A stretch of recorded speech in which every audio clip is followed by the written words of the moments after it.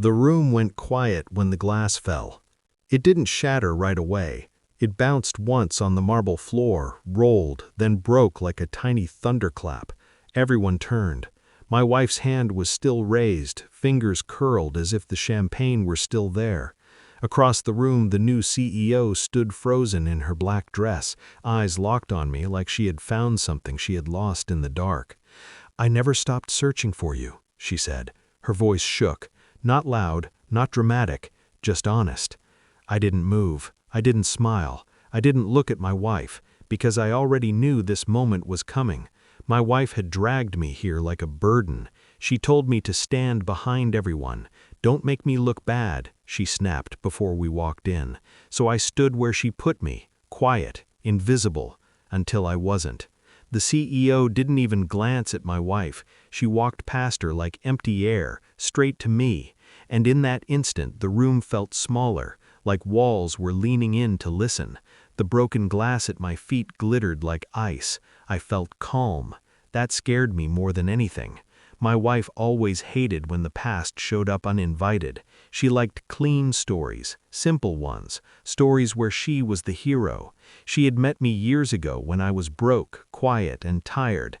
She liked that I didn't ask questions, when I stopped talking about my old job, when I stopped mentioning my old partner, when I let her rewrite parts of my life like they were mistakes. She told people I used to float around, that I never committed, that she saved me. I let her believe it, but some nights she would wake up angry for no reason.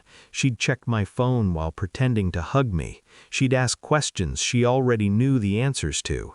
And sometimes when she thought I was asleep, she whispered names, not mine. I told myself it was stress, work, life, noise, until I found the email, a company memo announcing the new CEO. Her name hit me like a memory I'd buried alive. Lena. My first business partner, the one who disappeared after everything went wrong, the one my wife said had betrayed me. "She stole everything," my wife had said years ago. "She left you with nothing." I believed her.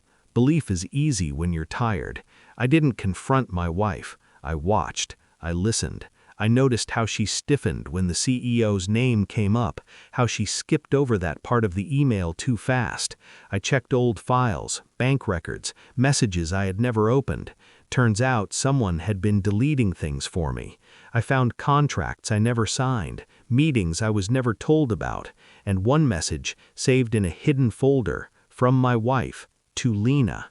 It wasn't kind. It wasn't angry. It was calculated.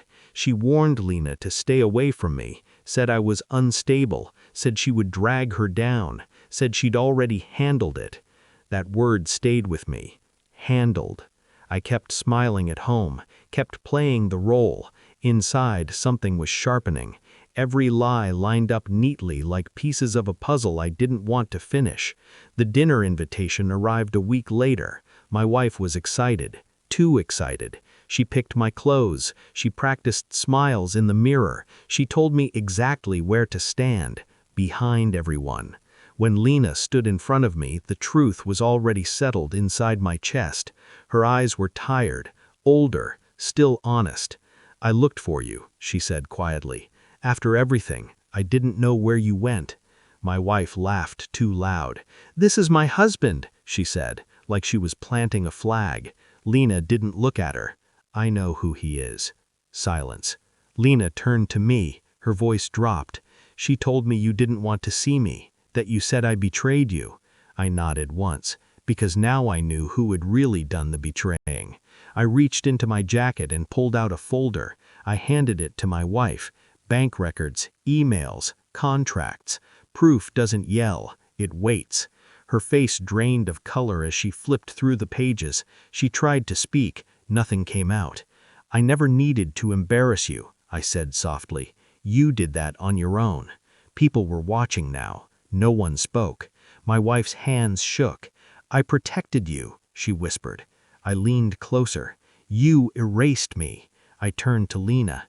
"They were my ideas," I said. "All of them." She nodded. "I know." The board members watched as she placed a hand on my shoulder. "Join us," she said. "Where you belong." My wife dropped the folder. paper scattered like feathers. I didn't raise my voice, didn't argue. I simply stepped forward, away from my wife. The sound she made behind me wasn't anger, it was fear. Later, alone, I felt nothing. No joy, no sadness, just space. I thought about all the years I had stayed small so someone else could feel tall, about how control doesn't scream, it whispers. I didn't go home that night. I didn't leave a note. Some endings don't need explanations. They need silence. And for the first time in a long while, the quiet felt like mine.